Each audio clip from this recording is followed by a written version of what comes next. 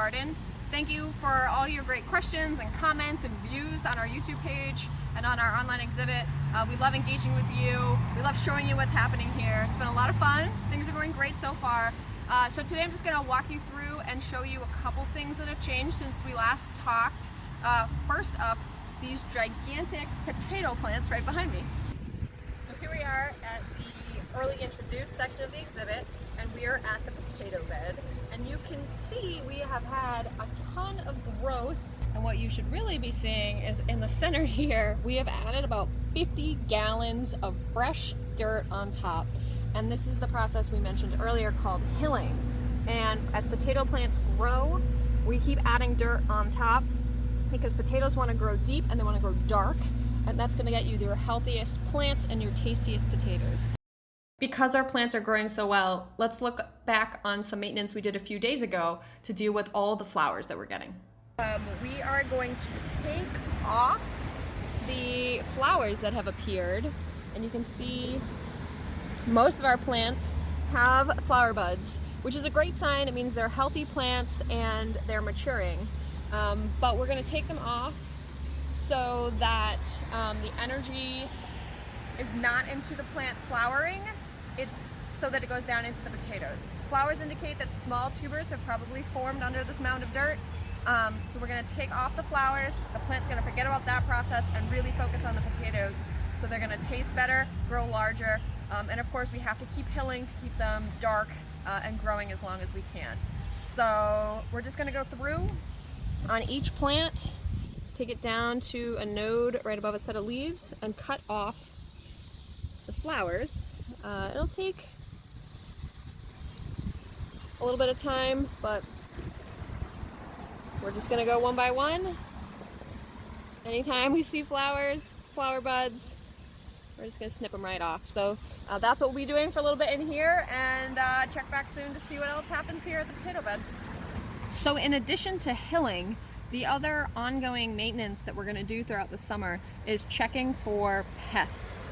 And potatoes are pretty hardy. There's not a ton of challenges, but one thing that we are slightly concerned about are potato beetles. And we actually have one that you can see right here. He is a, I believe, 3-striped potato beetle. And they've been on here a little bit, nothing too crazy, and this is going to happen. It's fine. What they do, you can see right over here, is beetles will chew on the leaves. So this one has a little damage, and you can see just some spots. And so to remove them organically, you literally just have to pick them off and squish them. And then you also want to be checking for their larvae, which you can see is here. So that's the eggs that they're laying. And that will be future potato beetles in a couple of weeks. So we will just also be removing that, just taking it right off. And that's sort of the general pest maintenance we'll do throughout the summer. Another update for today that I want to show you guys is in our Three Sisters bed. And so the last time we were here, I think we had planted our corn, and then we were measuring them. And if you look now, our corn is getting nice and tall. And then here, these are our runner beans. So they have come up nicely. This part here is what's gonna run, and as the corn grows up, the runner beans are gonna use the corn stalks for support. And all of this in a summer garden can get a little hot, and amazingly, the third sister in a Three Sisters garden takes care of that, and that is our pumpkins. So all of these are pumpkins that have sprouted. They have nice big leaves, so they shade the ground and the plants. The leaves are gonna kind of grow in this direction, and we'll trail the vines away to not crawl up in here with the runner beans. But we want nice big leaves.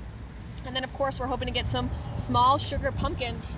And hopefully we've timed this out to harvest the pumpkins in early October and the corn and beans before that. So this is a very exciting growth here. And behind, I'll walk you over here, this is our comparison bed. So our regular sweet corn is also looking pretty good. In this whole bed, we only had this one spot where nobody came up, but in some spots we actually got both kernels to germinate. They're pretty tall, I'd say not quite as tall. And we also did bush beans, so non-climbing beans, and they're coming along as well. This is our first 2 rows.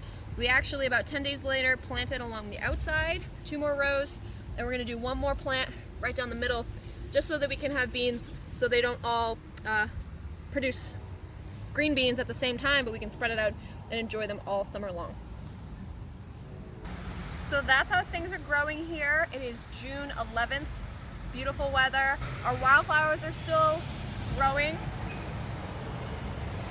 Behind me you can see our sunflowers. We get some blooms soon. Over here are our herbs. We've got culinary behind me and medicinal over here. Chamomile has flowered, so that's officially our first flowers in the garden. And onions are about the same. We still really won't know what happens there until we dig them up in the fall. The other big difference, I think, is because it's now pretty warm, our tomatoes and our cucumbers are starting to grow. So Memorial Day weekend here was 40s and raining, and so those plants kind of paused, and we're holding on for dear life in the cold, but the hot weather, we just had a little bit of a heat wave. They are looking great now. As we head into later June and into July, we're gonna keep hilling our potatoes, we're gonna keep weeding our garden beds, and hopefully things keep growing. And we'll keep you up to date soon.